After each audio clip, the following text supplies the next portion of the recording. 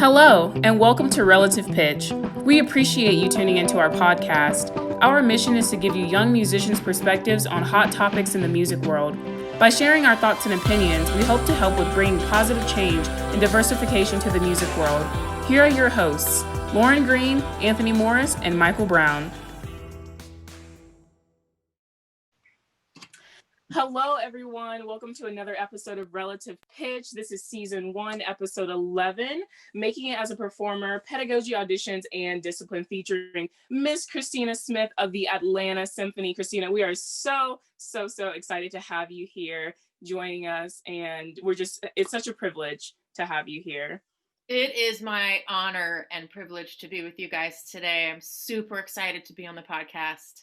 Awesome. And if you guys don't know, Christina is like my teacher from undergrad. So this is like crazy because I'm like not with her anymore, tears, but we obviously still have this wonderful connection. And that's one of the beautiful things about, I believe, higher ed.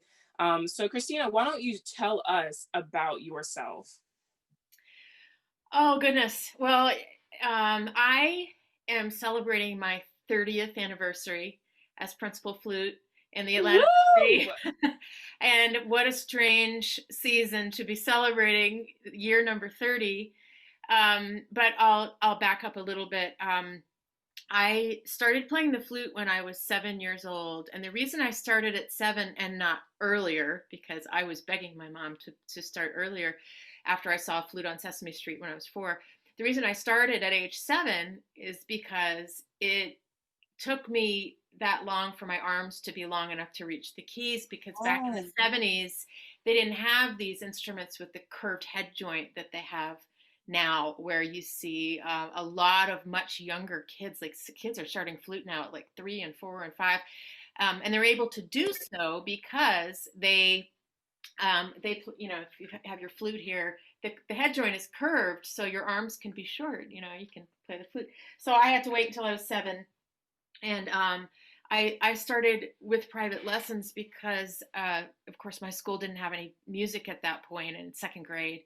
And I mean, not rocket science for me. I was obsessed with the flute, and all I did was practice. I just couldn't wait to get home and spend 3 or 4 hours after school in my room with the door closed, practicing my flute. I was a super perfectionist, type A personality, and my parents are not musical at all, but they fortunately, and I just feel so incredibly lucky that they supported me doing what I wanted to do, and taking me to the music lessons and driving me to the youth orchestra rehearsals and all of that.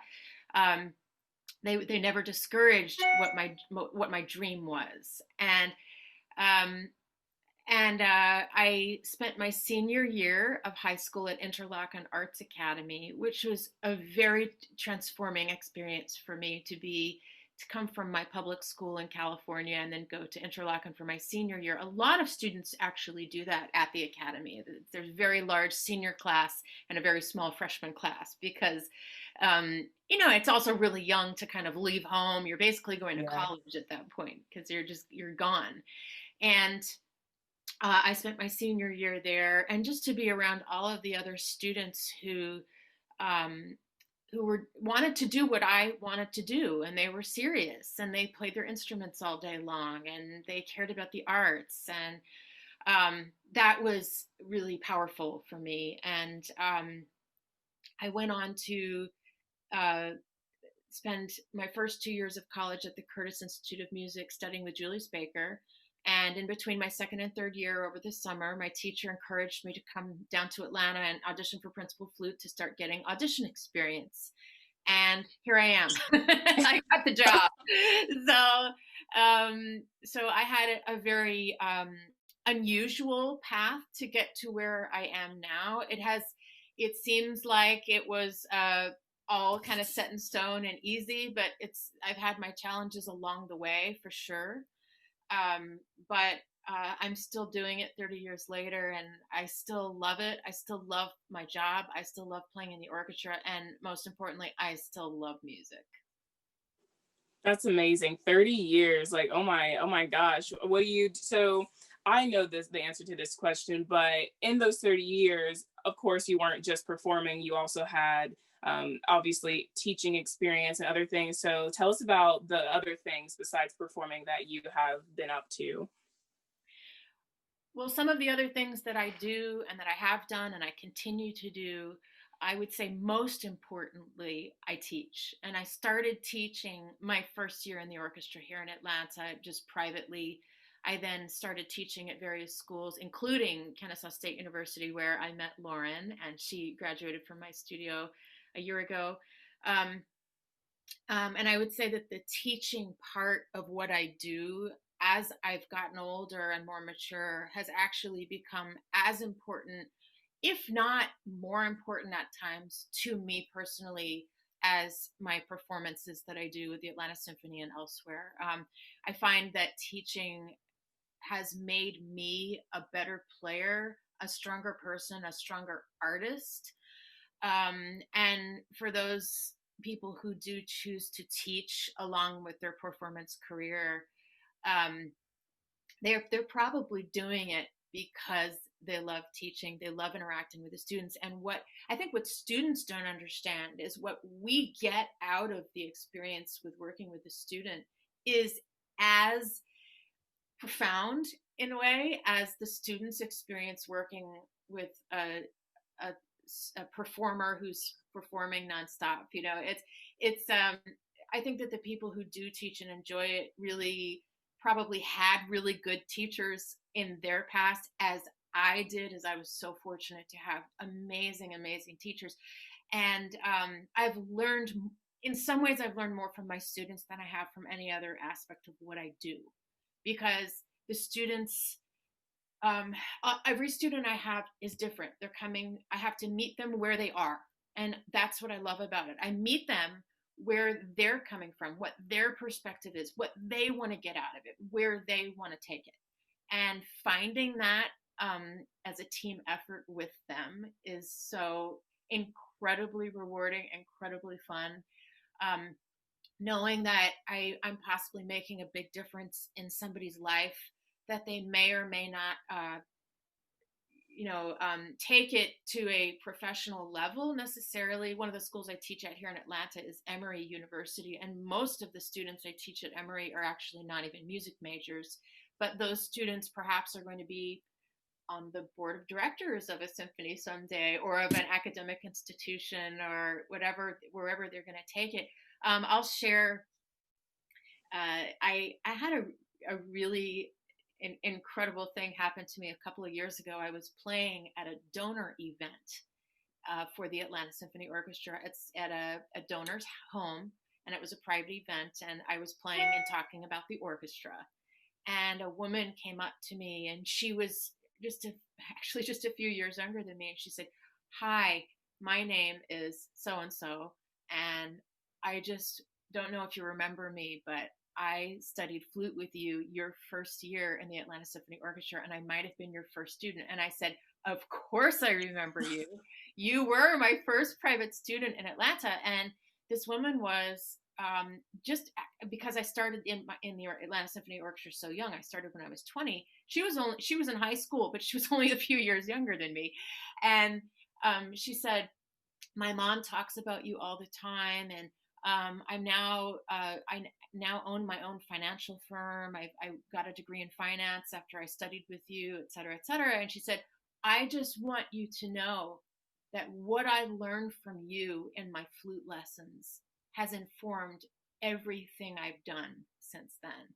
And I almost started to cry, because it was just, it's, again, for those of us who teach, you can't have a better impact than that.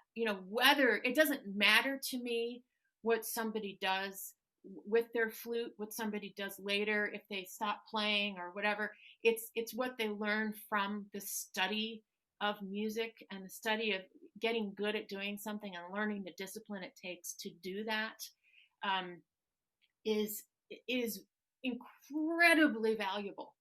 And that's what I think a lot of institutions don't realize. They think that, unless the student takes it and becomes the next principal flute of the New York Philharmonic, well, then why bother if you're not going to do that? Of course, that's not true, right? So we know that the study of music is, it permeates every cell of our brain and our body, and learning how to do something at a really excellent level is, um, it's powerful, and it can inform everything else that we do in our life. And so I wanted to share that experience since I was talking about teaching. But your question was about what else I do, besides playing in the Atlanta Symphony. So of course teaching, and the other things that I do besides playing in the orchestra are I play a lot of chamber music.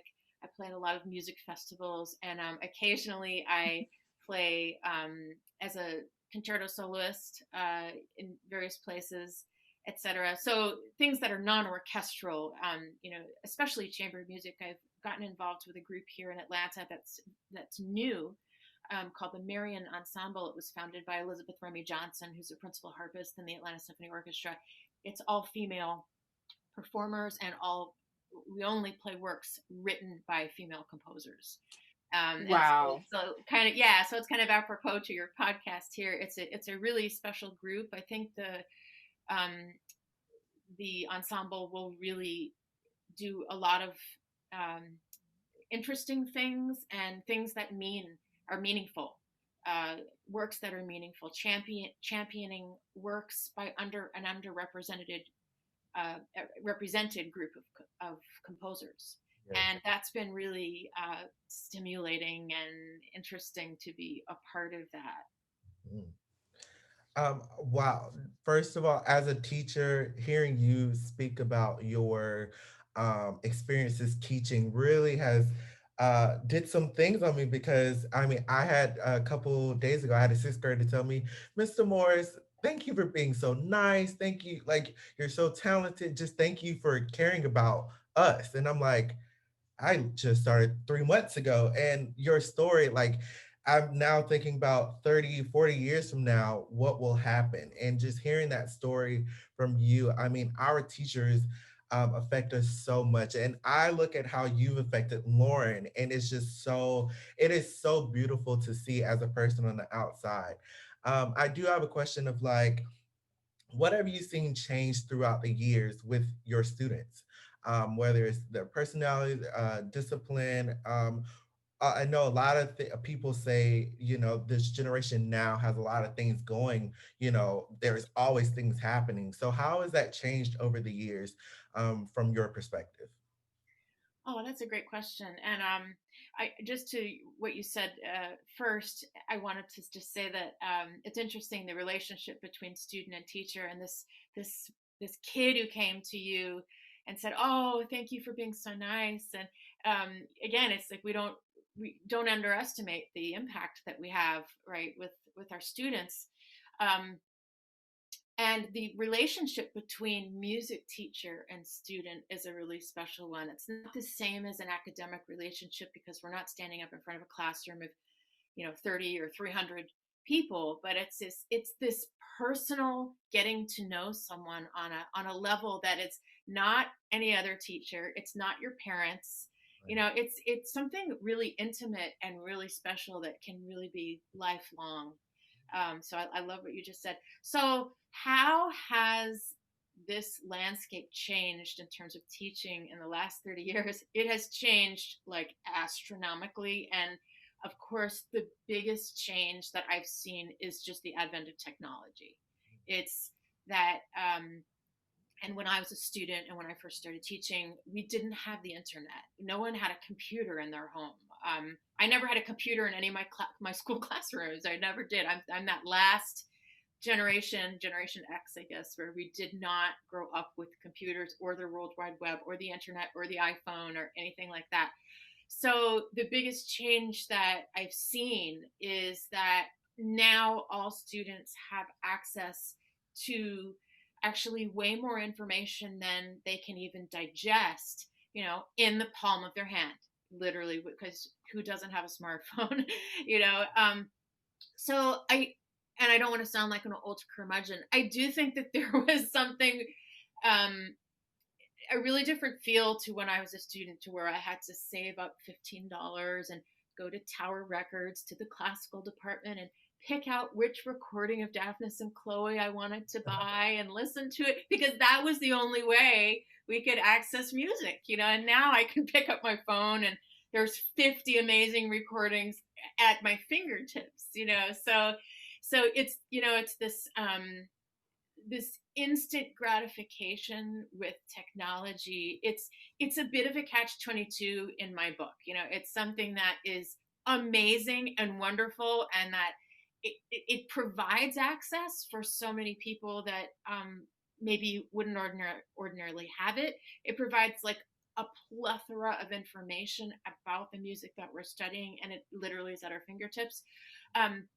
But in some ways, there's this element for me that, like, I know I lived through the point where we didn't have all that, so I know what it was like, where you had to, like, oh, what does I'm playing the Poulenc sonata, and this word in the music, it says cédé. Oh, what does that mean? And I had to, like, trek to the music library and get the French to English dictionary and open it up, and oh, it means retard. You know what I mean? Like, it's this, you kind of have to work for the information, where I find with some of my students now, of course not Lauren, but some of my students, like, I find that because it's so readily available, they actually don't take enough advantage of it, if that makes sense. So I think it's, in some ways, it's a blessing and a curse, that change of having this technology at the ready all the time. But the positive as well is that in this age of technology, we're seeing, so many students now have access to great lectures, classes, information online, recordings. All you really need is an internet connection. And that's something really, really positive. And then, of course, the next phase with classical music, what's it going to look like for all of us? As we're teaching students, as we're performing music, it's this integration of technology in what we do. How are we going to make what we do with the classical music morph into the next era?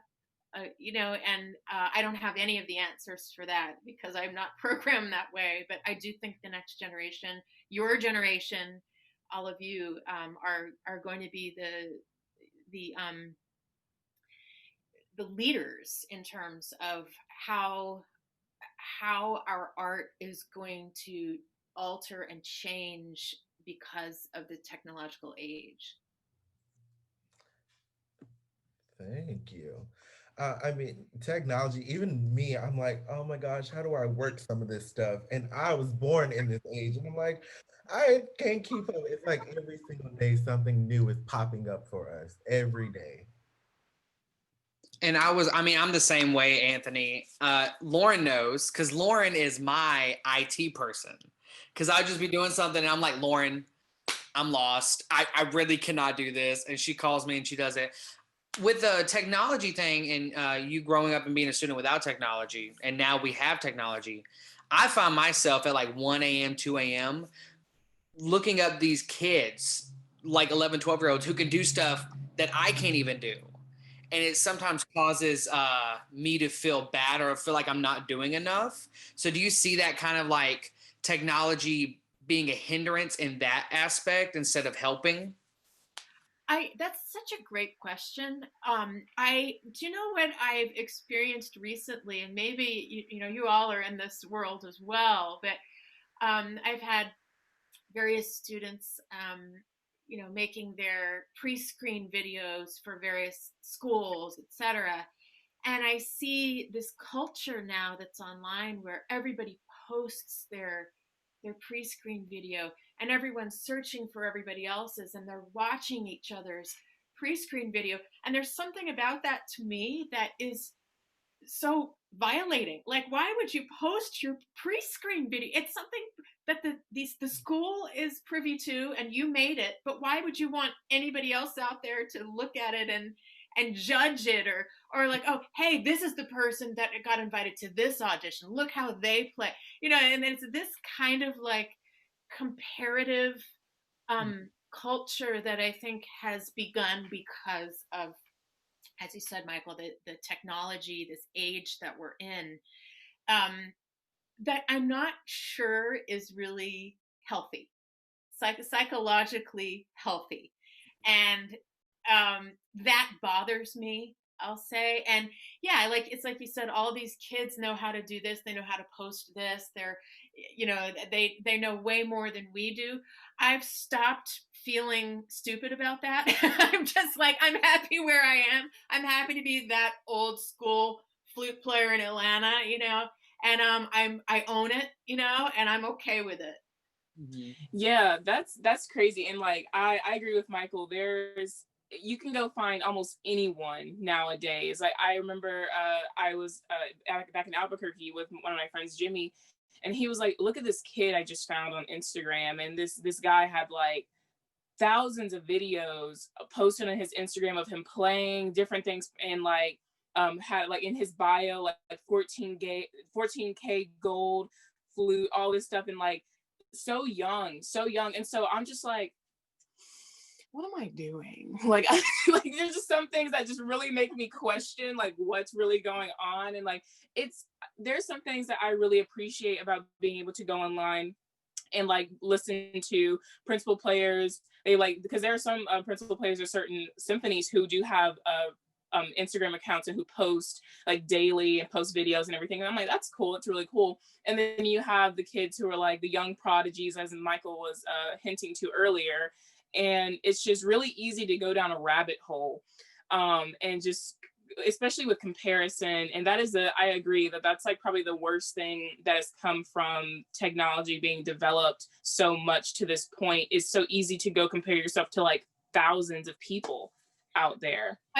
Yeah, and thank you for saying that, Lauren. It's absolutely the Facebook culture, which it's not just musical. It's this culture that people post when they make this amazing dinner on Facebook and they put pictures there. And it's not that, I'm not trying to criticize that, but it's this, it can make somebody else feel like, oh, well, I had a terrible day and I can't afford to get the groceries I need for my family right now, or whatever it is. It can really make others feel bad. And I know they've done psychological studies where they interview people before they open the Facebook app and after they open the Facebook app. And everybody interviewed said they felt a lower state of mind after they opened their Facebook app. Yes. I'm a hypocrite. I'm on Facebook, but I found years ago that if I wasn't on Facebook, if I didn't say, hey, I'm playing a recital tomorrow night on Facebook, literally nobody would be there because they wouldn't know about it. Because like for a while, it was like the only way that a lot of people really articulated with the world, and because people, who reads their email anymore, like everyone's getting their stuff from social media. So again, it's this blessing and a curse. But I would say to your what you observed, Lauren, about comparing ourselves to whomever online, these videos that people post of these kind of maybe perhaps prodigy type of players. First of all, you're getting a snapshot of something that might be somebody's party trick. It might be something that they really excel at, and there's other things in their playing that really lack depth or lack, skill in other ways. It's being a great artist and a great musician is a very complex and deep thing. It's not something that is just like, hey, I can play the Voliere at eighth note equals 176. Yeah, okay, well, okay, so what does your vibrato sound like in the second movement of the Iberic Concerto? Like there's things that require a lot more life experience and depth, and we can easily go down that rabbit hole, right? Of comparing ourselves to this or to that. I think for me, like I would advise students to just stay away from that. Just don't open it. Don't open the app. Don't search. Don't just, and I'll mention, I probably shouldn't mention this on this podcast, but because I know you guys talk a lot about cancel culture and things, but I will say, like back in the 90s, I'm going to mention the name Tiger Woods. You know, he's a Yeah. controversial sports figure, but let's just look at his golf record, okay?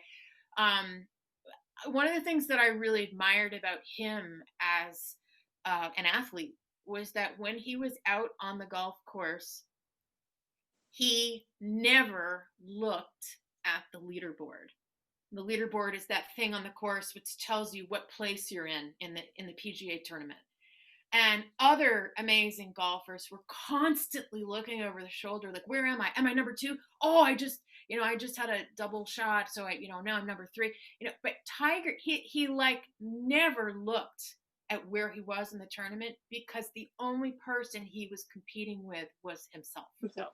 And I mentioned that, even though it's, he's a very controversial figure, he became a controversial figure, but that element of his athleticism and his focus and his drive is really something I think we can take something away from that. Yeah, I agree with that. And one thing that I really appreciated about being in your studio specifically was the style of teaching you had. I didn't feel like, I mean, we're in this new technological age where, like, yes, everything is available, but I never felt like you were like, you need to be like on the internet all the time, 24/7. Because I have friends who, of course, at UNM, who have come from other studios and other places where it was like kind of their thing. They had to post on certain groups every week online, and they had to go look at who's this. And it was a part of their culture to be like, did you see who got into this year? Did you see who got into that? Yada, yada, yada.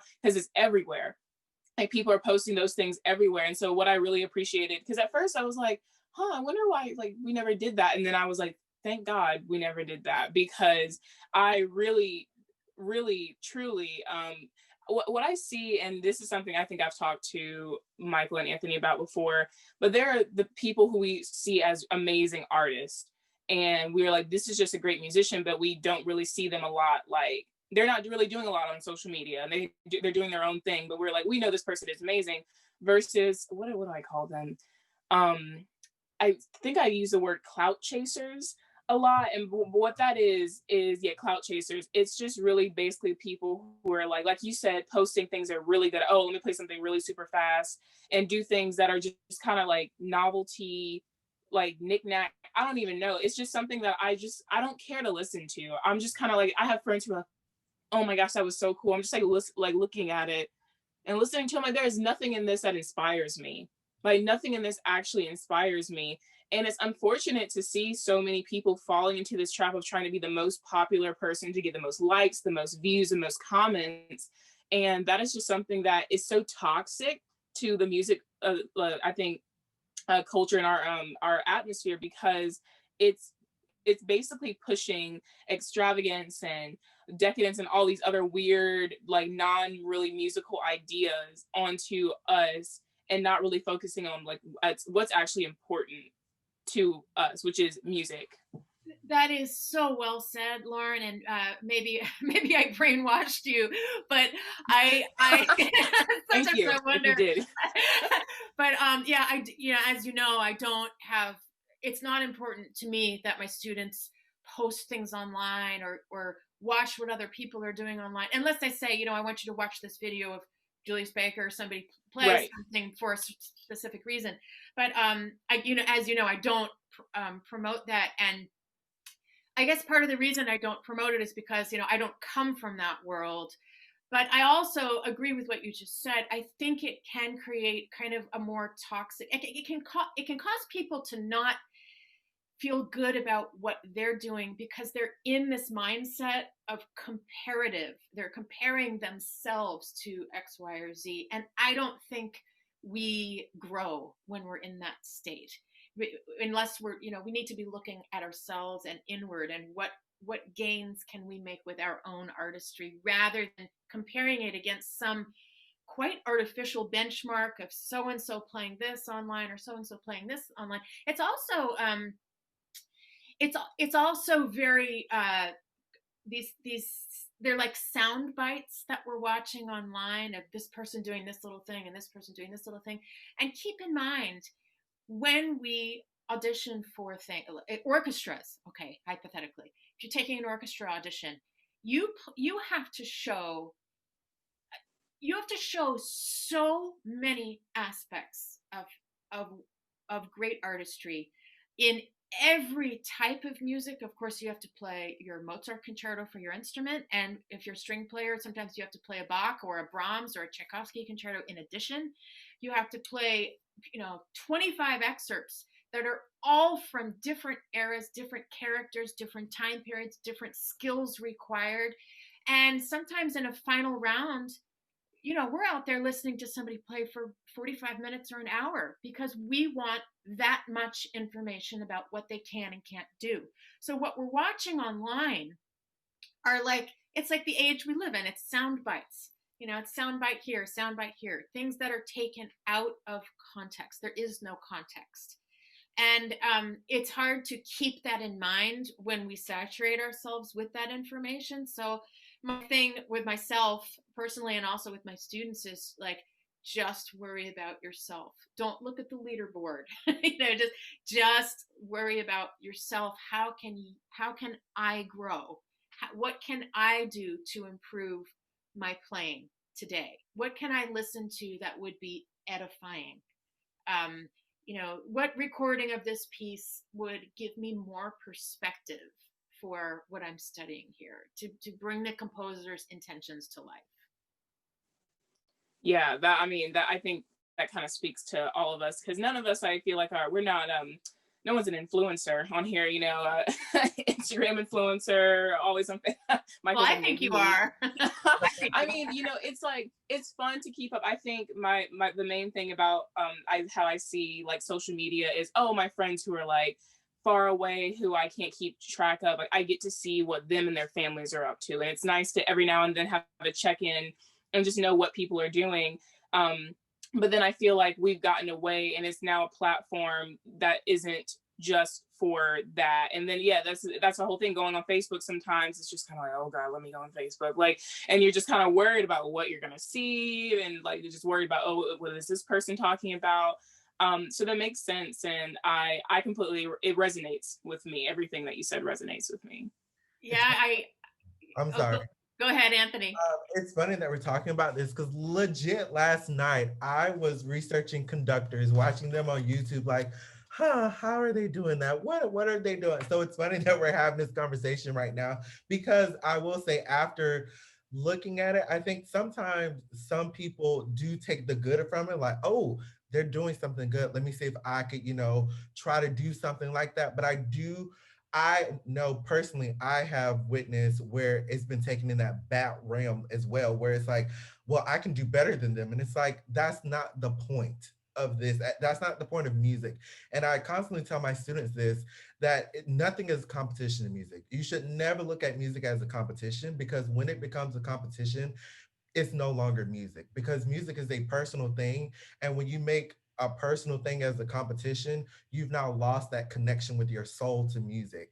And I try, and I hope whatever I say to my students, it really gets with them, because seeing that competitive thing in music is honestly really kind of disgusting. And I think that's where us three as friends, we love to say this on this podcast of you just need to have a personal connection with music. And it literally will be, you will get so many rewards.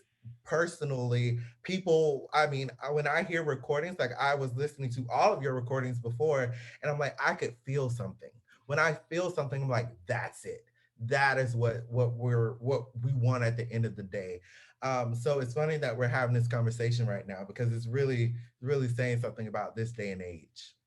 That is so well said, Anthony. And I think the other thing that's hard to keep in mind when you're a young person starting, perhaps or finishing your studies or starting a career and finding your niche, is that there is a place for all of us in music. And it doesn't have to look like the textbook, whatever. I think that we sometimes are oh, well, this person didn't get an orchestra job by the time when they were 30. Okay, so, well, they're never going to make it. Why is that making it? There are so many areas, avenues, niches, paths for people to find a way to use their music to impact somebody's life and to impact their own lives. And it doesn't have to look like some, textbook thing. And I think when we're young, it's very hard to see past that, like you said, like, oh, this person got into this festival, and look at this person, and look at this person. Well, guess what? I don't, like, for me, when I teach people, I absolutely don't care what festival you get in. I don't care whether you made Georgia All-State or not. I don't care, like, what to do, man. All I care about is finding some way to connect with that person and help them do something better on the flutes, help them do what they want to do, help them become better at expressing, because that's going to be the thing that makes them have satisfaction and fulfillment from their music, no matter what that ends up looking like, and no matter where music is going to ultimately fit into their life picture. Mm-hmm. Mm-hmm. And I completely agree. I wanted to say real quick, your solo album with I think Elizabeth Remy Johnson, you're the harpist of ASO. Yeah. Fantastic. I love it. I've listened to it like ever since I was introduced to you, as I think Lauren drugged me to one of your solo recitals at KSU. The minute after, I was like typing, trying to find like all the recordings, because the album was amazing. And I was just wondering, because like a lot of orchestral musicians, when they win the job, like right now, as a younger generation, we call it winning the job. Like, we feel like that is it. Once you're there, you good for your life. But you won the job, and then you come out with this amazing solo album. And then I heard you play the Jolivet, I think it was either concertino or concerto with the ASO one time. And you're always doing the solo stuff, and it's great. And for the album, was there a reason for recording it? Was it out of fun, or and thank you so much for your kind words. I mean, I guess the reason I haven't recorded more solo albums is because I'm afraid of doing it. I mean, it's so hard to make an album, and these artists who just crank out recordings all the time, I'm like, more power to you, because it's such a grueling process. But the reason that Elizabeth and I recorded that album was really just as a celebration of our partnership together. Elizabeth has been in the orchestra almost as long as I have. I think she came like my 4th or 5th year. And we have had a flute and harp duo ever since. We hit it off. We actually were high school students at Tanglewood BUTI program together. So we knew each other before she came here. And then she became our principal harpist. And so we started our flute and harp collaboration. We've played so much of the flute and harp repertoire together that we just kind of had the idea, why don't we make a recording? And because we just really enjoyed playing together and partnering together. So that's why we did that. But I will say the recordings that I'm most proud of are actually the ASO recordings that I've been lucky enough to record in the orchestra. So when I joined the Atlanta Symphony Orchestra, it was fall of 1991. And the orchestra at that time was one of the most recorded orchestras. It might have been the second most recorded orchestra in the country. We were making 3 CDs a year of standard repertoire for Telarc label, which is a award-winning label. And we don't have that recording setup anymore, because technology has changed and everyone downloads music now. No one makes CDs anymore. So I was fortunate enough to record almost all of the big first flute excerpts in the orchestral excerpts book with my orchestra for the Telarc label in the 90s. Like Mendelssohn's Scherzo, Peter and the Wolf, Carnival of the Animals, Daphnis and Chloe, like all of these things. I was so fortunate to record with my orchestra, and that's I would say, like, as far as recording, that's what I'm the most proud of. Mm-hmm. Mm-hmm.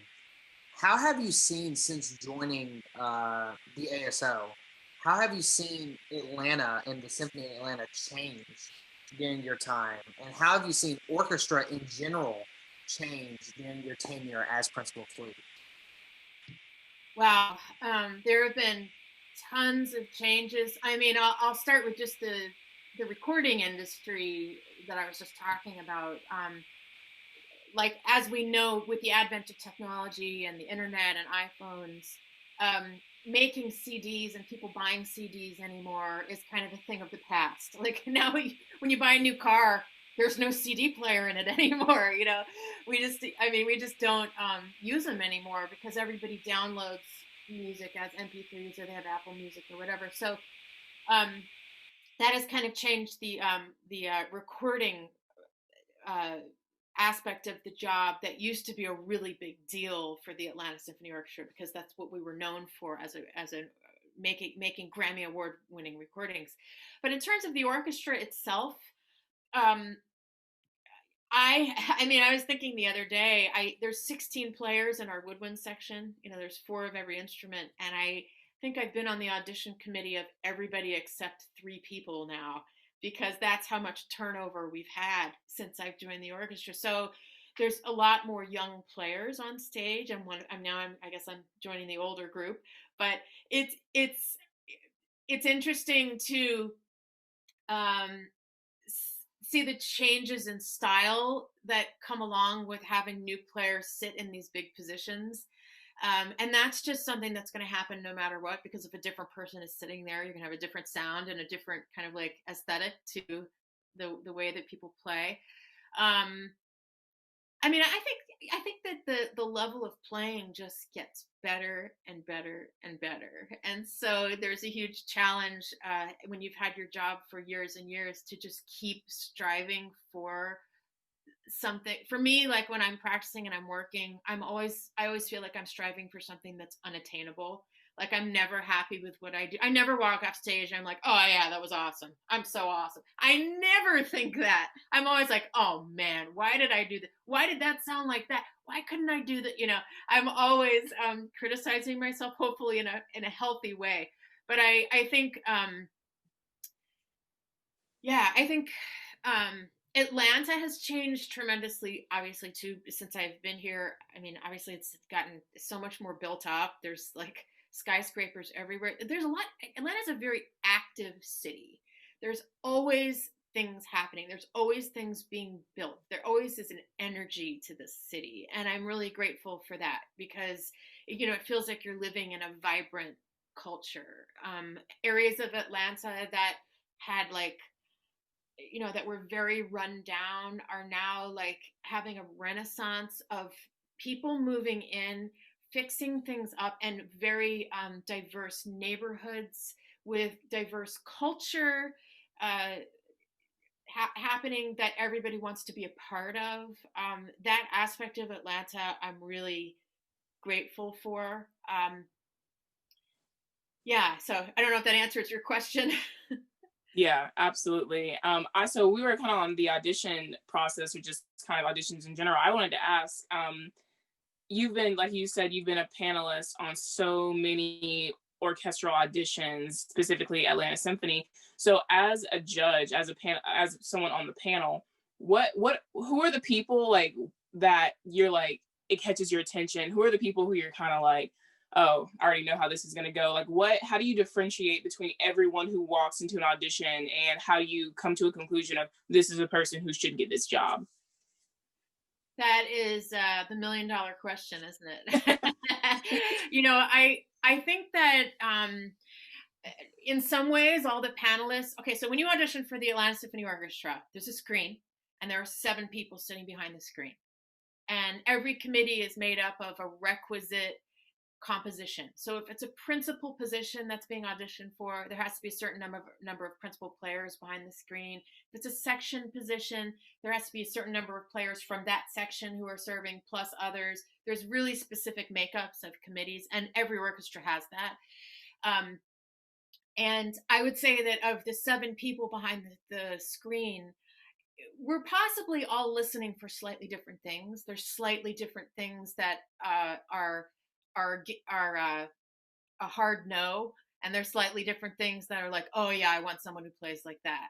But I would say the consistent answer to the question, what consistently across the board, I would say, is that the players who don't have any problems with their playing are the ones that would typically pass through a first round. I always think the first round is the hardest one to pass through because there's so much ear fatigue from the committee because you're listening to player after player after player after player. And sometimes, with with the advent of having auditions that become more and more impartial and fair, I think my orchestra is moving toward absolutely no screening of resumes, and we just hear everybody who wants to come, but we might hear them for a shorter amount of time. So the positive is that we don't have to screen resumes, which I've never thought we should screen resumes anyway. But and then the reason we screened resumes is because we didn't have enough time allotted to us by our stage availability. It's a complicated question. I won't go into that. But now I think we're moving to a process where we hear people play for a shorter amount of time, but we hear everybody who wants to come. So it doesn't matter who you are, you can just come. But when you have a shorter amount of time to be heard and to show what you can do, you can't have any articulation issues. You can't have any tone quality issues. You can't have any intonation issues. You can't have any issues with dynamic control. Like all of these things, you have to be able to sound like you are in character for every single thing you play, and it's easy for you, and you're confident about it, and are no problems there. Yeah, that makes complete sense. I mean, it's just like you're looking for someone who's like, here I am, this is how I play, this is how it's supposed to go. Yeah, I mean, for auditions, and I'm taking a history of orchestra class right now. Actually, I think I'm wrapping up the semester of it, doing the final right now. And it was so interesting talking about the different audition processes, like every specific orchestras, but mainly like US versus like European orchestras and how they choose to do auditions. And I wanted to ask, because I'm sure you're very familiar with the difference and like what they do. And I don't, which do you prefer? Like, do you like the way that European, I believe the main thing that they do, it's not like, it's a solo. It's like more like solo, like it's a person who comes and they just play as if they're a soloist, versus like US or like orchestras is more like excerpts. And you play like you said, like 25 different ones at the same time. So do you see, like, is there a pro and a con to both? Like, do you prefer one over the other? Do you like the audition process that we currently have? That's one of the differences with European orchestras. My understanding is that a lot of European orchestras also just like invite people to the audition. So it's almost as much like, who do you know, who can get you an invitation, etc., which I am not a fan of. Right. I'm just not wired that way. I don't think it's fair. And I think that first of all, to your comment about like the solo versus the orchestral playing, I think it's important to show both. Even if it's for a second woodwind position, even if it's for a section string position, I think it means something if you can play a concerto for your instrument and sound absolutely fantastic, soloistic. You could stand in front of the orchestra at any time and sound like a great soloist. I think that's a great skill to have, but I prefer to have most of the emphasis to be on the excerpts, because that's what the job is. That's what you have to do on the job. I would like to see, I mean, I think most orchestras are almost in this category anyway, but I would like to see American orchestras move to where everybody's invited to the audition. So anyone sends their resume. If you want to play, you can come play. You can be stopped at any time. So you can play the first phrase of your Mozart concerto and say, thank you very much, but you had your chance, So if we need to hear 300 people play, we can. And that the screens stay up until the person's hired. I feel that that's where we are. That's where we should be. I feel like that's where we should have been a long time ago. I've never personally been on a committee where I have felt that there has been any bias in terms of hiring, but I think what matters is the way somebody plays. So why don't we just make it accessible to all, and that someone is really just being hired with absolutely no biases that could creep in for any reason, whether it's gender, race, age, nationality, experience level, like, why not have their music speak for itself? I always, Lauren's heard me say this before, but like, I just believe someone's music making should speak for itself. You don't have to self promote. You don't have to post things on Facebook. I believe that people's music making can speak for itself, even behind a screen, even till the final hire is made. So that would be my response in terms of contrasting American and European hiring processes for orchestras. So on the audition process, I have about just two questions. The first one is, I'm pretty sure you've sat in on auditions for, upcoming freshmen into college. What do you listen for a senior that's in high school, thinking of becoming a student at the university? What qualities do you listen for in their playing? I have sat on the auditions for the freshmen coming in, and for me, one of the things I take into consideration is the application from the student and what are their personal goals with their instrument, with their music. So if I'm listening to someone coming in for flute performance, I'm listening maybe for a slightly different set of criteria. If I'm listening to a music ed student, I'm listening for maybe a different set of criteria. I actually do read everybody's application. I read their essay. And most schools now, their essay is, why do you want to do this? One of the questions you have to answer is, why do you want to do this? And it matters to me what they write. And I want to hear, first of all, concept of quality of sound. When I hear somebody play, that they don't have to, it doesn't have to be perfect, but they have to have a concept of beautiful sound quality. I want them to know all their major scales fluently, preferably minors as well, and to play some standard repertoire that is contrasting at a decent level. I also want to see the student, as I interact with them, I want them to have a sense that they're open to working, that they have a good work ethic, and that I'm not looking for somebody to, play like they're the next, major soloist coming out of the United States. I'm more interested in our relationship, and are they receptive to new ideas? Do they have a good work ethic? Do they prepare in between lessons and things like that? That's for me. Okay.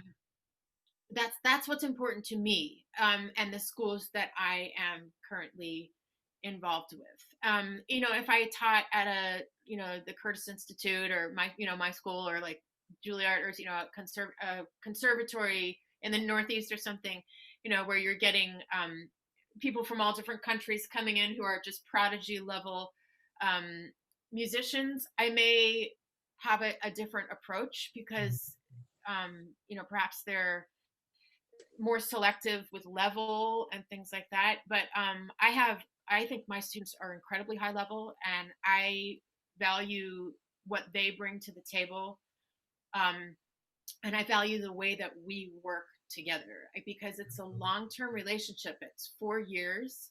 And I want to know that we can go from here to here together, and we're both open-minded and we work well together. That's really, really important to me. Yes. And one thing that I love that you said with your new chamber group that you're with is performing music written by groups that usually no one programs. So diversity in music, we've been talking about it. It's been like one of our big things right now.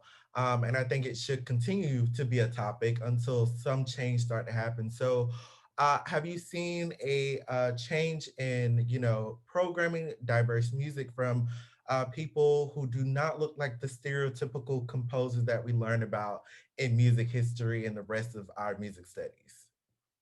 I absolutely have. I would say even we just had an announcement with the Atlanta Symphony to the musicians last week of what repertoire and soloists, et cetera, we're going to be covering between now and June.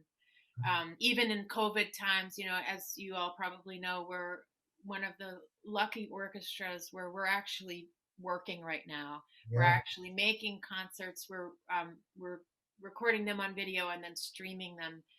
And within the limitations of only being able to have 35 musicians on stage right now, per the CDC guidelines for our institution, even within those guidelines, I'm seeing so many of our concerts going forward between January and June, which they have not announced yet to the public, but I'm seeing diversity I have not seen before.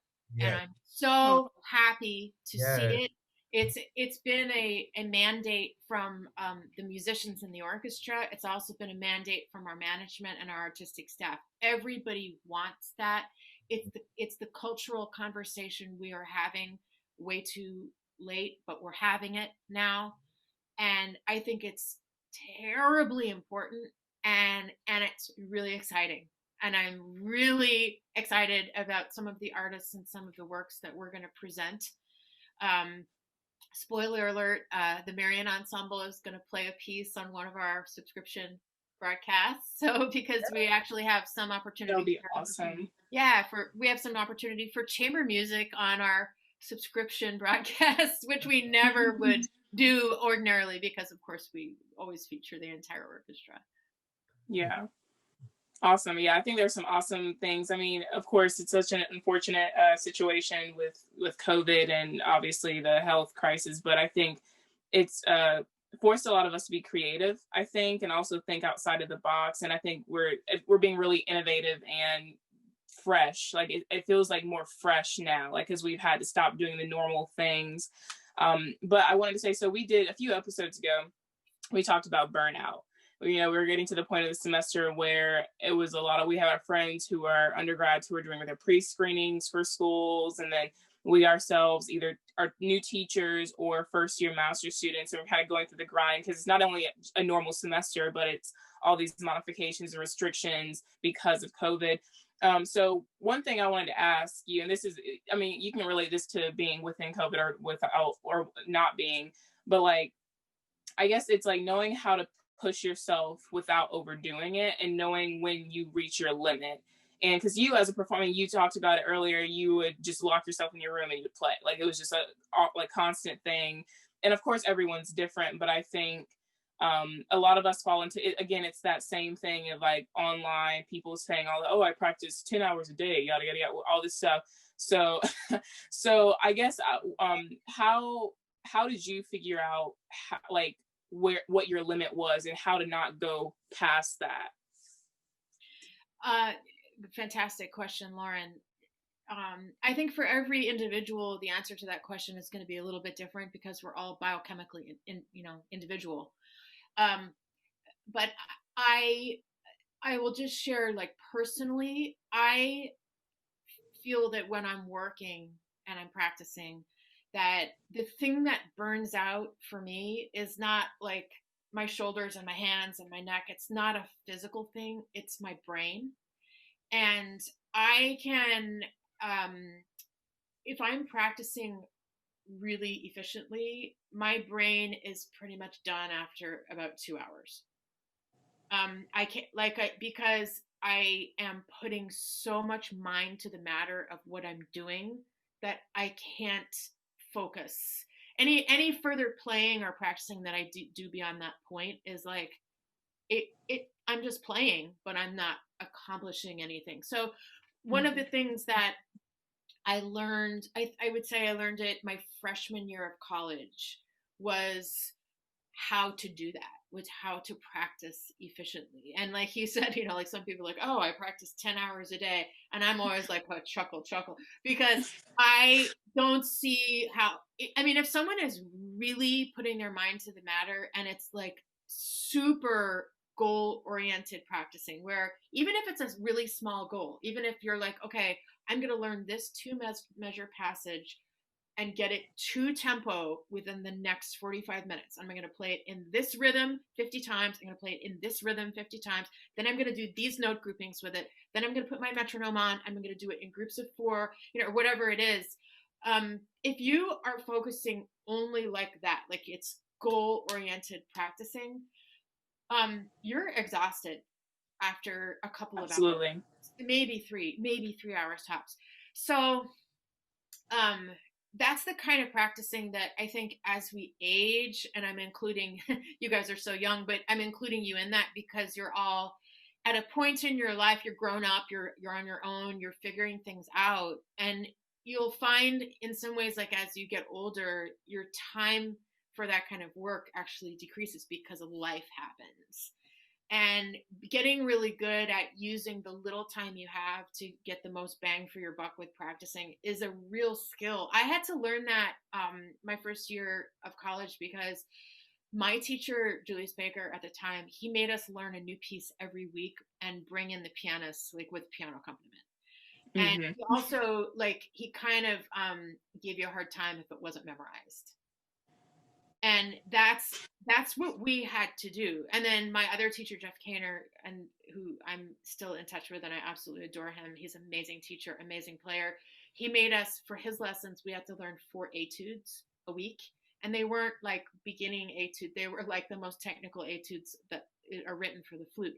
And so, I was just forced, like, I had to figure it out. I had to figure out, like, how can I do this? That was the best preparation I could have had, though, for playing a new program in the ASO every single week. And, a new, brand new, symphony every single week. And when I first started, of course, they were new to me because I'd never played the Rachmaninoff symphonies. I never played a lot of the music that we played. Now I've played, there's almost nothing that I haven't played, but, it's, as far as burnout, I think it's really important for us to, I'll just give my little plug here. I think it's really important for us to listen to our bodies. So I think to not push past the point where you're either like in pain from holding your instrument or whatever it is, like not to push past that point. Also not to push past the point where your brain is just overloaded, because we can't get work done in that state. I'm a big fan of getting enough sleep, having a really healthy diet. I'm a huge fan of exercise. I exercise every single day. I'm also a really big fan of meditation. I came to that later in life, but I got trained on how to do transcendental meditation a number of years ago, and I think it's an incredible tool for all human beings, but especially for musicians who do what we do, in terms of clarifying the brain, finding inspiration, finding our intuition. I think that work is invaluable. Like, I think everybody should be trained in how to meditate. Any kind of meditation is beneficial. I'm a big fan of transcendental because that's what I do. So I just wanted to mention that as well. And taking time off. Like, if you're in really good shape and you work really consistently, taking time off can be the best thing you ever did. Like, take a day off, take 2 days off, and then come back. And sometimes it's like a math problem. Like, you're trying to do something, and then you step away for a few hours and you come back and you're like, oh, that's how that's supposed to be solved. It's music can be like that as well. Awesome. So we wanted to wrap up unless Michael, you wanted to say something before. Good question. So I know me and Lauren were like first year master students. We're still in the grind of like figuring like the last bit of technical stuff out, and then really working on our musicianship. And undergrads are really working on a lot of technical stuff. And I know for me, I become very analytical. While I'm very curious while I'm practicing, very analytical. But when I go to play something, I can't always turn that side off and just only music. And I was wondering if you ever had a student like that who's extremely analytical or curious while they're still, let's say, pseudo performing in a lesson or in a performance, and they haven't learned how to turn that side of their brain off. That's actually a really good problem to have, Michael, because you have to have the analytical, I think, to go past the point on your instrument where you're just kind of riding on your natural ability or where you are at that given moment. You have to be analytical into, your brain has to work in a way that will improve something. And in order to get there, you have to analyze what you're doing and be critical. And, your brain has to be active, and thinking about what you're doing. I would suggest, and it's a great problem to have. And I've had that issue before. And one of the ways that I work, do this with my various students who have mentioned this to me, or I see that they're experiencing this, or in myself, is that I look at the music that I'm about to perform or that I'm working on, and I look for the inspiration part of it. So like, and Lauren knows, like in my excerpt book of the excerpt book by Jeannie Backstresser that all flute players use now, like if you open my book, I have a word written in front of every single excerpt in that book. It might be a word, it might be a phrase. And because I have an aesthetic that I'm thinking about when I play that excerpt. It might be, like my Bach, St. Matthew Passion says cathedral, because I have this really clear picture of a cathedral with all this stained glass in it. Or I have like in front of my Afternoon of Fawn, I have a French Impressionist landscape painting in my mind when I'm playing this. Or, or I have images, I have a word. My Brahms Fourth, I think right now says melancholy. And that informs like the sound quality that I'm going for. It informs the phrasing that I'm going for. I wrote inner melancholy, for that one. So for of course, there's a lot of different answers for that. But just looking at the piece, looking at the excerpt, looking at the sonata or whatever, the etude even that we're working on, and saying, what is the content here? What is the aesthetic that the composer might be imagining with these sounds? And trying to keep our mind, when we're performing something, trying to keep our mind on that upper level rather than letting it sink into the technical level as you just described. I also find like it's really fascinating, especially the older I get, like reading about the piece, reading about the composer, like, oh my gosh, this piece was written when the composer was in exile in the Ural Mountains in 1944, right when World War II was going on. Maybe they were afraid. Maybe they were scared. Maybe they were angry at Stalin. Maybe they were, like knowing these things. And I'm thinking about that when I'm performing the piece, because, hopefully all the work, the technical work I've done is done. And every now and then there's a measure that goes by, like, I got to be thinking about the technique or it's just not going to come out. But in general, when we perform something, I think we can really live in this higher thought process and emotional process that is like communicating the emotional content of the music itself. Those are some of the tools that I use to hopefully accomplish that. Okay, thank you. Yeah. Awesome. So we have a game that we're gonna play. We always do like an end of the video game. So this week's game is Would You Rather. Okay. So, and everyone, like, you just say your answer whenever it comes out. So first one, would you rather play under Toscanini or Fritz Reiner? Oh, Toscanini. I don't know. I'm scared. Reiner. I think I'm scared of both of them, actually. Exactly. That's like a hard one. I think I would say Toscanini. I would say well. Toscanini. Yeah, just a little bit less evil. So would you rather see the premiere of Tristan and Isolde or Carmen? Or would you rather have seen whenever it first premiered, like in that setting? Oh, probably Carmen. I don't know why. Yep, same. I agree. You said Tristan, Michael? Oh, because you like Wagner, so I shouldn't have even asked. Okay, would you rather have met Bernstein or Copland?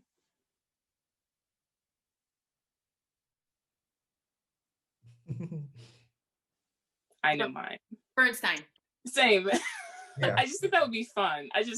You say Copland, Michael? Oh my gosh, you just wanted to go against everyone. Okay. Would you have rather met Brahms or Beethoven? Brahms. Sorry. Beethoven. I'm going to say Beethoven. I don't know if I would be able to skip it. It's hard. Would you okay, this is the last one. Would you rather have lived in the Baroque period or the classical period? I already knew that answer. I think Baroque, because they didn't have, well, they didn't in the classical period either, but you know, when they heard like an appoggiatura release, they could only hear it when it was performed live, and it just took your breath away in a way that nothing on the iPhone could ever do. I agree. I think I like the culture of the Baroque period a little bit more. So I think I would have liked, or the Baroque dances and all that stuff, like the court stuff. Yeah, agreed. Agreed. Well, this has been such a fun episode, and thank you so much, Christina, for joining us. And we really appreciate all the knowledge and insight that you shared with us. Guys, make sure you like and subscribe below. We'll see you next week. Stay safe. Happy holidays. Bye. Thank you for having me. Happy holidays, everybody. Thank you for listening and being a part of our conversation.